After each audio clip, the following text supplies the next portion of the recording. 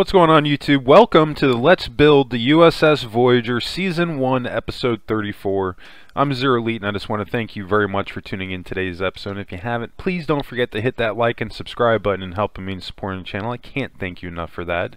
Today we've got about a 17-minute episode, and we're going to be continuing our work on the pylons.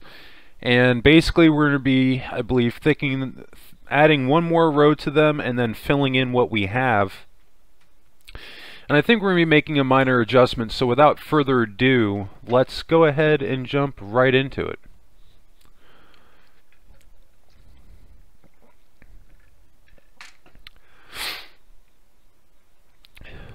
So this step is relatively easy.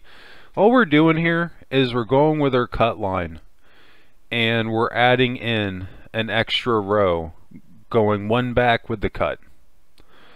So this way we have a clear definition row between the two, but it adds a little bit of depth to it.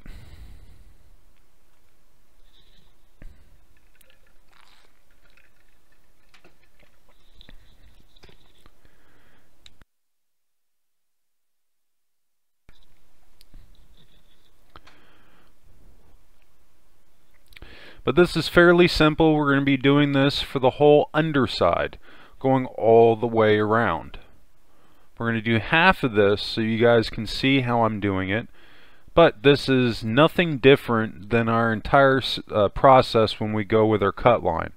As long as you're following your cut line and you're following the rule of going one back with the cut and following your template, it's impossible to make a mistake. If you did make a mistake, it's because you're not following your template, and you need to go back, double check your work, find where you made that mistake, and correct it. If you do have problems with this, let me know. I'll try to help you out if I can. But in my experience with this, just tracing your steps 9 times out of 10 will usually help you to determine where you might have made that error if you did happen to make one.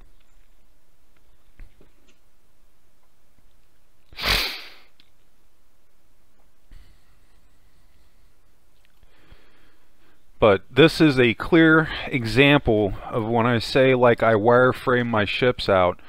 This is a very clear example of that, because that's more or less what we're doing. We're taking a wireframe template and then we're taking it and we're adding 3D elements to it. And when you know how to do that, it's going to become easier and easier as you go.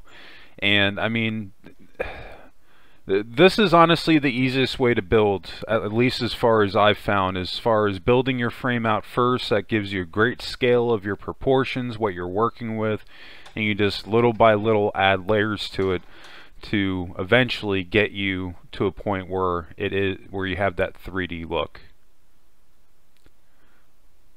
That's why your reference material is so important. Having all the different references, whether those are pictures or a 3D model or physical model, whatever you can get your hands on to help you bring out all those details, is going to help you in the long run. Because you can go back, you can check your work, you can see what you need to do. And even this is another thing to take into consideration. I talk about this all the time. There's still going to be things that you might do where maybe you're staying true to how the reference looks, but maybe it's just not meshing within Minecraft. Now, believe it or not, that is something that we are going to get into on this build. You won't see it though until we get into the impulse engines on Voyager, because with the impulse engines they go back at an angle, and I'm not gonna lie, like, I tried really hard to get it to work, but like no matter what I came up with, it just wasn't coming out in a way that I was happy with, and I ended up just making them flat.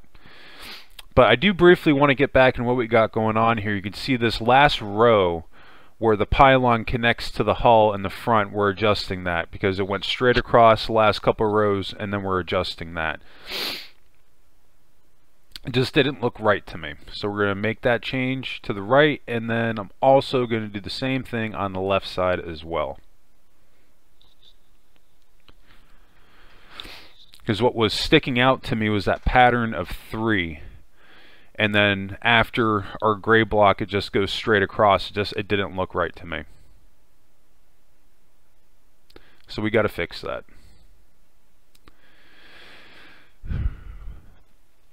This is why I say when you do tutorials with me, be prepared to make changes. Changes are going to happen. Changes are a good thing. Change is the only way that we can learn from our mistakes.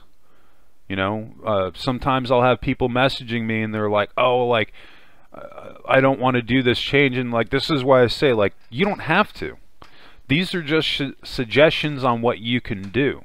But it's vital for me to show this stuff, because otherwise I'm giving you guys basically a disservice. I'm not showing you my entire process.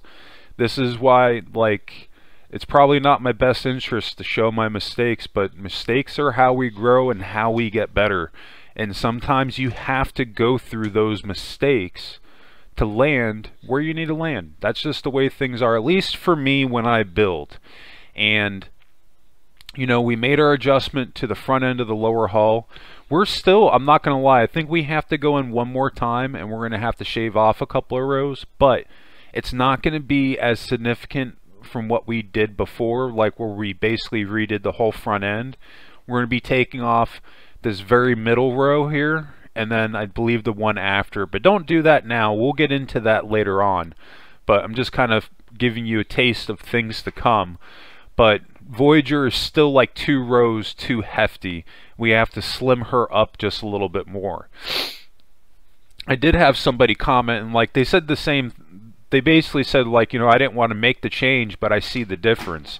This is why, like I say sometimes, like, it's the way it is when you're building on here. Sometimes you just have to throw something down to see how it looks and to see what changes you need to make.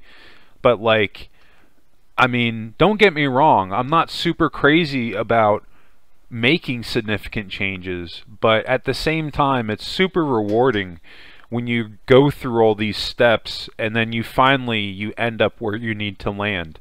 So that's again why, you know, these mistakes, like if you're trying to really learn how to build with Minecraft, like embrace the mistakes. That's the best recommendation that I can make. Don't beat yourself up over it. This is supposed to be a relaxing experience, to have some fun, take our minds off of stuff that's happening in our lives. Minecraft is fantastic for that, and having these projects to work on will really help with that. But you know, we're just going to bang this out one episode at a time.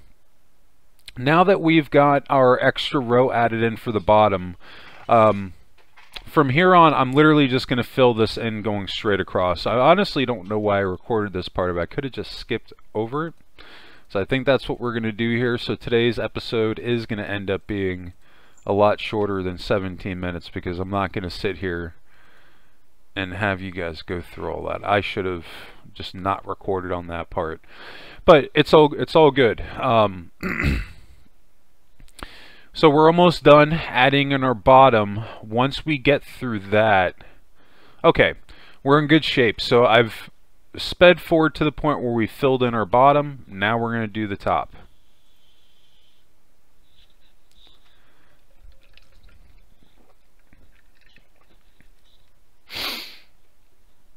I don't think we're going to be making too many more significant changes to the pylons, but we will be making some minor changes. But like I said, just embrace the change. If you want a ship to come out as good as it can look, embrace those changes, because like I said, those making those mistakes more often than not, if you're willing to try out new things, will help guide you in the direction that you need to go. This is why problem solving is such a vital part of the build, because what you basically have to do, like with an example of the front end of the lower hull, it was way too wide, and it's like, okay, we've identified the issue, what do we need to do to fix it? This is just goes right back into why making those mistakes, I'm telling you, just if you're trying to learn how to build, just embrace this stuff, because it's going to benefit you in the long run. I wish I had, honestly, somebody telling me when I first built on Minecraft to not let these mistakes frustrate me, because it will help you in the long run, because you won't make these same mistakes going forward. But at the same time, when you're going to build a ship for the first time, yeah, there's going to be a trial and error period. There's no way around it. I mean, yeah, maybe like it's the same thing with the Enterprise D. Maybe if I had built the Enterprise D or Voyager 3 or 4 times, yeah, I could have put out a perfect tutorial. But it is what it is. And hopefully people that are wanting to learn how to build, you're getting something out of this. Because bear in mind, like, I'm not going to say like I'm the best teacher. I'm trying my best to go through my entire process with you guys. Some of it is not super easy to explain, and I'd imagine this is probably a big reason again why people don't do tutorials for these builds, because they probably don't know where to begin as far as explaining their process. It can be a lot. You know, this is why I just try to break it down and just talk about each thing that I'm doing individually the best that I possibly can, so hopefully this process is making sense to you and why I'm making the decisions why I'm making, or why I'm making the changes that I'm making. There's always a reason behind it. And if you're not sure what that reason is, stop what you're doing. Work on something else. It's not a big deal. But what you're going to want to continue doing, filling in the top side of your pylons, going all the way across, fill all that in. So this way when we come back in episode 35, you'll be caught up. But anyway, that's going to wrap it up for me today. This ended up being a much shorter video than I intended it to, but you'll probably be working on this for about a half hour or so, maybe more, closing all that in. So you got some work to do. But regardless, if you have any questions regarding today's episode, be sure to drop a comment below. Definitely love hearing from everybody. I also need build suggestions.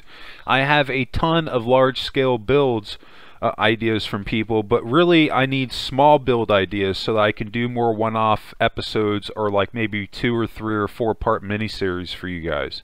So if there's any small builds that you can think of, be sure to drop a comment below, or join the Discord, go under build suggestions where you can post those, this way people can upvote them.